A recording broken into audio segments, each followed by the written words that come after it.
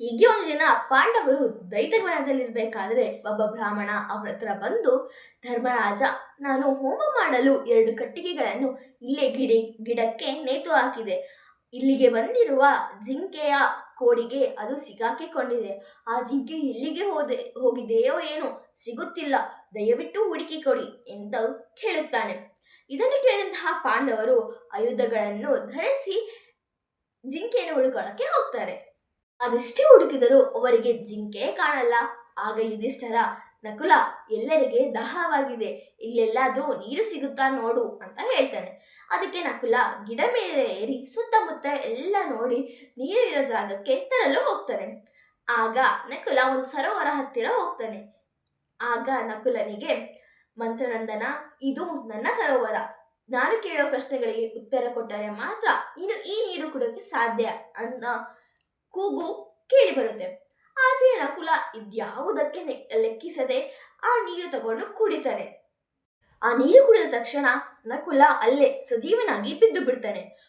ಆದ್ಮೇಲೆ ಒಬ್ಬರಾದ್ಮೇಲೆ ಒಬ್ಬರು ಸಹದೇವ, ಅರ್ಜುನ, ಭೀಮ ನೀರು ತರಕ್ಕೆ ಅಂತ ಹೋಗ್ತಾರೆ.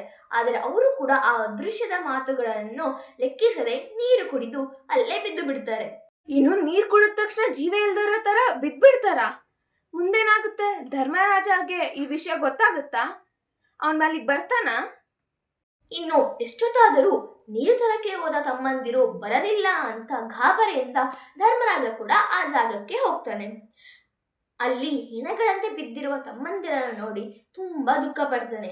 ಇಲ್ಲಿ ಏನು ರಹಸ್ಯವಿದೆ, ಅದನ್ನು ತಿಳಿದುಕೊಳ್ಳಬೇಕು ಅಂತ ಅನ್ಕೊಳ್ತಾನೆ. ಆ ನೀರಿನಲ್ಲಿ ಇಳಿದ ತಕ್ಷಣ ಧರ್ಮರಾಜನಿಗೆ ಕೂಡ ಅದೇ ಧ್ವನಿ ಕೇಳಿ ಬರುತ್ತೆ.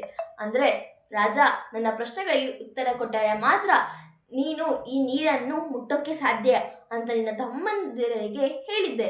ಆದರೆ ಅವರು ನನ್ನ ಮಾತನ್ನು ಲೆಕ್ಕಿಸದೆ ನೀರು ಕುಡಿದು ಹೆಣಗಳಂತೆ ಬಿದ್ದಿದ್ದಾರೆ ನೋಡು ಅಂತ ಹೇಳ್ತಾನೆ. ಆಗ ಧರ್ಮರಾಜ, ನೀನು ಯಾರು ಅಂತ ಕೇಳ್ತಾನೆ. ಅದಕ್ಕೆ ಅದು, ನಾನು ಮೀನುಗಳನ್ನು ತಿನ್ನುವ ಕೊಕ್ಕರೆ ಅಂತ ಹೇಳುತ್ತೆ. ಏನು? ಇದು ಅಸಂಭವ. ಒಂದು ಸಾಮಾನ್ಯವಾದ ಕೊಕ್ಕರೆ ಶೂರರಾದ ನನ್ನ ತಮ್ಮಂದಿರನ್ನ ಸಾಯಿಸೋದಾ ಅಂತ ಅಂತಾನೆ. ನಿಜ ಹೇಳು, ನೀನು ಯಾರು ಅಂತ ಅಂತಾನೆ. ಆಗ ಅಲ್ಲಿಗೆ ಯಕ್ಷರಾಜ ಪ್ರತ್ಯಕ್ಷ ಆಗಿ ಧರ್ಮರಾಜನಿಗೆ ಕೆಲವು ಪ್ರಶ್ನೆಗಳನ್ನ ಕೇಳ್ತಾನೆ. ಅದಕ್ಕೆ ಧರ್ಮರಾಜ ಕೂಡ ಉತ್ತರ ಕೊಡ್ತಾನೆ.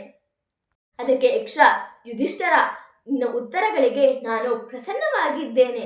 ಆದರೆ ನಿನ್ನ ತಮ್ಮಂದಿರಲ್ಲಿ ಒಬ್ಬರನ್ನ ಮಾತ್ರ ಉಳಿಸೋಕೆ ಸಾಧ್ಯ ಅಂತ ಹೇಳ್ತಾನೆ. ಆಗ ಧರ್ಮರಾಜ, ನನ್ನ ತಂದೆಗೆ 2 ಹೆಂಡತಿಯರು. ಕುಂತಿ ಪುತ್ರರಲ್ಲಿ ನಾನಿದ್ದೇನೆ. ಮಾಧವಿ ಪುತ್ರರಲ್ಲಿ ಒಬ್ಬರನ್ನ ಉಳಿಸಿಕೊಡು ಅಂತ ಕೇಳ್ತಾನೆ.